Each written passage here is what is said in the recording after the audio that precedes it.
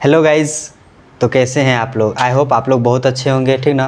क्योंकि जो भी बच्चे पॉलिटेक्निक एंट्रेंस का तैयारी कर रहे हैं या फिर जो भी करना चाह रहे हैं या फिर जो भी बच्चे अभी फॉर्म फिलअप किए हैं या फिर नहीं किए हैं, तो उन लोगों के लिए सुनहरा मौका है। क्योंकि आप लोगों के लिए ही, आप सभी के लिए ही ये जो डेट जो है, एग्ज़ाम का डेट पहले 11 तारीख था, उस डेट को एक्सटेंड करके अभी और आगे की ओर बढ़ा दिया गया है। तो जो भी बच्चे अभी फॉर्म फिलअप नहीं किए हैं वो लोग फॉर्म फिलअप कर लें और इस यहाँ पे आके आप लोगों को एंट्रेंस की एक बेहतरीन तैयारी कराया जाएगा, जिसमें मैंने खुद इस बाहुबली सीरीज़ की शुरुआत किया, जिसमें इससे पहले पहला क्लास हो चुका है। ठीक है, पहला क्लास में मैंने बहुत अच्छे से डिटेल में आप लोगों को बताया कि कैसे तैयारी करना है, उसमें क्या क्या करना है और कहाँ से ज़्यादा क्वेश्चन आता है, इन सब के बारे में मैंने पहला लेक्चर में बता दिया है। आज हम लोगों का क्लास नंबर 2 है। इसमें आप लोग बताएंगे कि यहाँ पे आप लोगों को लगभग 1500 से प्लस VVI MCQ होगा और 100% क्वेश्चन यहीं से आएगा। क्योंकि यहाँ से ही आपको पता चलेगा कि फिज़िक्स है, फिज़िक्स में कौन सा चैप्टर कहाँ से ज़्यादा इंपॉर्टेंट है, इन सब के बारे में हम लोग जानेंगे। तो चलिए शुरू करते हैं बिना किसी देरी का। ठीक है, तो देखिए इससे पहले थोड़ा सा आप लोगों के लिए मोटिवेशन है कि जीवन में प्रयास सदैव कीजिए। क्या बोल रहे हैं कि जीवन में प्रयास सदैव कीजिए, लक्ष्य मिले या अनुभव, दोनों ही अनमोल है। क्या है? दोनों ही अनमोल है। मेरा कहने का मतलब है कि अभी बहुत सारे बच्चे होंगे जो एंट्रेंस की तैयारी करना शुरू किए होंगे, जो भी बच्चे फॉर्म फिलअप किए होंगे, हो सकता है किन्हीं बच्चों का रैंक बहुत ज़्यादा हाई होगा, हाई होने की वजह से उनको कॉलेज नहीं मिलेगा। तो इसका मतलब ये नहीं कि वो प्रयास नहीं किए, प्रयास किए थे, लेकिन यही हुआ कि उनको लक्ष्य नहीं मिला, लेकिन क्या अनुभव तो मिला। तो इसी वजह से क्या है, दोनों अनमोल है। तो इन सब बातों को हम लोग साइड में रखते हुए आप लोग का स्वागत है हमारे इस चैनल पे, जिसका नाम है एफर्ट प्लस, और मैं हूं आपका दोस्त लिटिल मास्टर। अगर आपको कोई भी परेशानी होती है तो हमारे इस वीडियो के डिस्क्रिप्शन में आपको व्हाट्सएप का ग्रुप का लिंक दे दिया गया है, आप लोग उसको प्रॉपर ज्वाइन कर लीजिएगा। और जैसा भी होगा, आप लोगों को कोई भी परेशानी होती है तो हम आपसे एकदम वहाँ से cut to cut face to face आप लोगों से वहाँ पे हम लोग कॉन्टैक्ट करेंगे। तो चलिए शुरू करते हैं आज का पहला क्वेश्चन। पहला क्वेश्चन कह रहा है कि न्यूटन की गति का प्रथम नियम दर्शाता है। न्यूटन का गति का प्रथम नियम दर्शाता है। किसको दर्शाता है? ऊर्जा को, जड़त्व को, कार्य को या जड़त्व के आघूर्ण को। तो इसके बारे में हम लोग जानते हैं। देखिए, इसका आंसर हो जाएगा हम लोगों को जड़त्व को। ठीक है, तो न्यूटन का गति का प्रथम नियम क्या किसको दर्शाता है? तो जड़त्व को। अब इससे पहले हम लोग जान लेते हैं न्यूटन के जो गति का नियम है इसके बारे में। ठीक है, न्यूटन का गति का नियम क्या कहता है इसके बारे में हम लोग देखिए। सबसे पहले क्या हुआ था ना कि 1687 ईस्वी में, कब की बात है ये? आज से लगभग बहुत साल पहले 1687 ईस्वी में न्यूटन जी, कौन? हमारे एक न्यूटन साहब थे, जिन्होंने क्या किया थे?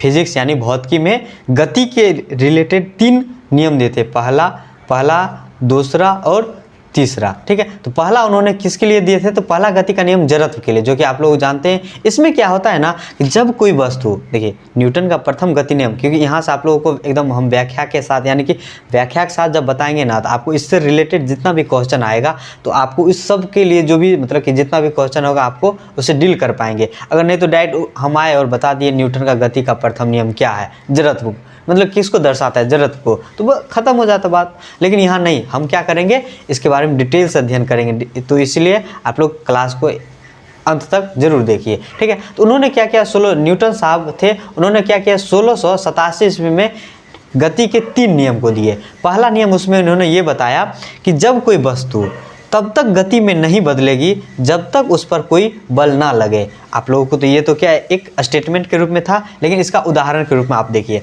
अभी आम का सीज़न, आम और लीची का सीज़न चल रहा है, आप लोगों को पता है। तो आप लोग क्या करते हैं, आम के पेड़ पे चढ़ जाते हैं। ठीक है, आम के पेड़ पे चढ़ने के बाद वहाँ पे क्या करते हैं, जोर से उसके टहनी को हिलाते हैं। तो वहाँ पे क्या है, वो जो आम है, वहाँ पे जो आपका आम है या फिर कोई भी आम, जो भी आपका वो फल है, वो क्या है कि वहाँ स्थिर रूप में है। तो न्यूटन का प्रथम गति नियम यही कहता है कि जब तक कोई वस्तु, यानी कि गति में तब तक नहीं बदलेगी जब तक उस पर कोई बाह्य बल नहीं लगे। आपने क्या किया, टहनी पे चढ़ा और वहाँ पे अपने जोर जोर से उसको हिलाया। तो जैसे हिलाया तो पेड़ के टहनी से क्या, वो आम नीचे गिर गया। तो जो नीचे गिरा ना, वही क्या हो गया, न्यूटन का प्रथम नियम, ठीक है, प्रथम गति का नियम। अब दूसरा क्या कहता है, दूसरे के बारे में जान लेते हैं। ये हो गया आपके बारे में, ये जनरल मतलब कि फिजिक्स का मतलब होता है कि हम लोग जनरल जो भी मतलब अपने दैनिक जीवन में यूज करते हैं उसी के लिए। अब दूसरा देखिए नियम क्या कहता है। दूसरा नियम यह कहता है कि किसी वस्तु पर, क्या बोल रहे हैं, किसी वस्तु पर लगने वाला बल उसके द्रव्यमान तथा त्वरण के गुणनफल के बराबर होता है। मतलब कहने का मतलब F बराबर ma। इन्होंने ये क्या दिए थे, एक सिद्धांत दिए थे कि जो इसमें जो फोर्स यानी कि बल जो होगा ना, द्रव्यमान और त्वरण के गुणनफल के बराबर होगा। अब इसका मतलब ये समझिए कि कोई भी कार है, कोई भी गाड़ी है, ठीक है, उसका जितना द्रव्यमान होगा उसमें जब तक उसमें उसका जो द्रव्यमान होगा ना, और उसमें कितना चाल से वो चल रहा है यानी कि कितना त्वरण से वो चल रहा है, यही उसका क्या बताएगा, बल बताएगा। मतलब कि बताएगा कि उसके इंजन में कितना पावर है। मतलब कि उसका द्रव्यमान माना कि समझिए कि 150 kg होगा, ठीक है, आई होप मतलब कितना होगा, और वो कितना मतलब कि त्वरण से चल रही है, वह कितना त्वरण से चल रही है, तो यही उसका क्या बताएगा, बल बताएगा। तो ये क्या हो जाता है, ये न्यूटन का दूसरा नियम। इसमें क्या आता है, F बराबर ma, यह होता है। और तीसरा देखिए, तीसरा क्या कहलाता है कि जब दो वस्तु आपस में क्रिया, मतलब कि जब दो वस्तु आपस में क्रिया करते हैं, काम करती है, तो वे एक दूसरे पर समान परिमाण तथा विपरीत दिशा में लगाती है। मतलब कहने की मतलब देखिए, ये तो हो गया आप लोग का स्टेटमेंट के रूप में, लेकिन इसमें ये कहना चाह रहा है कि देखिए आप एक मतलब बंदूक लिए, एकदम कौन सा बंदूक, चिड़िया मारने वाला। आप लोग उतना बड़ा थोड़ी लीजिएगा, क्या बोल रहे हैं, चिड़िया मारने वाला आपने बंदूक लिया, ठीक है, तो आपने उसको उठाया और जैसे उसको फायर कीजिएगा तो आपके पीछे भी एक मतलब आपके पीछे भी एक कार्य करेगा। तो वो जो कार्य करेगा ना, वही होता है न्यूटन का तीसरा नियम। तो आई होप आप लोगों ने ये तीनों नियम के बारे में जान लिया होगा, ठीक है। अब हम आप लोगों को इसके आगे का जो भी क्वेश्चन है उसके बारे में बताते हैं, ठीक है। तो थोड़ा सा एक सेकेंड आप लोग रुक जाइएगा। चलिए, ये हो गया आप लोगों का न्यूटन की गति के तीसरा मतलब कि तीसरे नियम के बारे में। और ये नियम को प्रतिपादन सर्वप्रथम किसने किया था, तो न्यूटन जी ने किए थे। कब, तो 1687 ईस्वी में। ये चीज़ आप लोग ध्यान रखिएगा, ठीक है। अब चलते हैं अगला क्वेश्चन। देखिए अगला क्वेश्चन क्या कह रहा है, अगला क्वेश्चन कहता है, अगला क्वेश्चन ये है कि रॉकेट, क्या बोल रहे हैं, रॉकेट के किस सिद्धांत पर कार्य कर रहा है। तो रॉकेट किस सिद्धांत पे कार्य कर रहा है। पहला है ऑप्शन ऊर्जा के संरक्षण पे, दूसरा है रेखीय संवेग के संरक्षण पे, द्रव्यमान के संरक्षण पे, या कोणीय संवेग के संरक्षण पे। तो इसके बारे में देखिए, इसका सही आंसर आप लोगों का हो जाएगा, ये इसका हो जाएगा आपका सॉरी। तो इसमें क्या होगा, इसका देखिए रॉकेट के किस सिद्धांत पे कार्य करता है, तो ये काम करता है आपका रेखीय संवेग संरक्षण पे। अब ये क्या है, इसके बारे में आपको डिटेल से बताते हैं। यानी कि रॉकेट देखिए सिद्धांत वो कैसे काम करता है। इसमें जब क्या होता है ना कि जब दो वस्तु यानी जब दो या दो से अधिक वस्तु जो है उसका जो कुल संवेग जो है उसका कुल संवेग, क्या बोल रहे हैं, उसका कुल संवेग तब तक संरक्षित रहेगा। इसका मतलब कि देखिए उसका ऊर्जा संवेग मतलब कहने का एनर्जी, यानी कि कुल संवेग जो है वो तब तक संरक्षित रहेगा जब तक क्या होगा, उस पर कोई बाहरी बल ना लगे, ठीक है। इसका मतलब ये समझिए कि उसका जो संवेग है, जिसका बल जो है ना, वो तब तक संरक्षित रहेगा जब तक कि उस पर कोई बाहरी बल ना लगे। जनरली ये समझिए ना कि ये है न्यूटन का तीसरा नियम। इसी को हम लोग क्या कहते हैं, न्यूटन का तीसरा नियम, ठीक है। बस एग्जाम्पल्स आप समझ सकते हैं। अब इसमें क्या होगा, आपका कोई एक रॉकेट होगा, ठीक है। देखिए ये आपका रॉकेट हो गया। अब क्या होगा,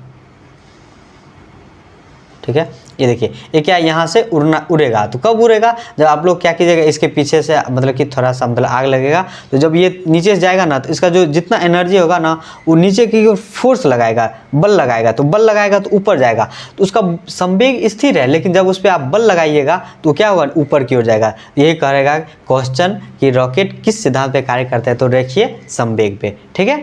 अब हम लोग चलते हैं अगले क्वेश्चन पे। अगला क्वेश्चन कह रहा है कि देखिए यहाँ पर कह रहा है कि 1 माइक्रोमीटर किसके बराबर होता है। क्या कह रहा है कि 1 माइक्रोमीटर किसके बराबर होता है। ये होता है 10 पे पावर माइनस 6 मीटर पे। अब आप लोगों ने पढ़ा होगा मिली, एक सेकेंड लिख देता हूँ मैं। देखिए आप लोगों ने पढ़ा होगा मिली माइक्रो, अगर नहीं पढ़ा होगा तो आज हम बता देते हैं मिली माइक्रो नैनो, ठीक है। मिली माइक्रो एक सेकेंड, हाँ, मिली माइक्रो नैनो पिको और फेमटो, ठीक है। इसका देखिए क्या होता है 10 पे पावर -3, इसका होता है 10 पे पावर -6, इसका हो जाएगा आपको 10 पे पावर -9 और इसका हो जाएगा 10 पे पावर -12 और 10 पे power milli micro nano pico femto, ठीक है। हाँ 10 पे पावर -15 और एक होता है एटो, ठीक है। तो ये हो जाएगा आपको 10 पे पावर -18, ठीक है। ये आप लोग क्या कीजिएगा, आप लोग इसको याद कर लीजिएगा, ये आप लोगों के लिए क्या हो जाएगा, इम्पोर्टेंट हो जाएगा। इसलिए मेरा कहने का मतलब ये है, ये इसलिए इम्पोर्टेंट हो जाएगा क्योंकि मैंने आपको पूछा है माइक्रो के बारे में, वो पूछ देगा पिको के बारे में, बताइए कि 1 पिको मीटर किसके बराबर होता है, तो आपको वहाँ पे बताना होगा, ठीक है। वहाँ पूछ देगा वो मतलब कि नैनो के बारे में, फिर वो पूछ देगा पिको, फेमटो, तो जो भी चीज़ है आप लोग क्या कीजिएगा, याद रखिएगा, मिली, माइक्रो, नैनो, पिको, फेमटो, एटो, ठीक।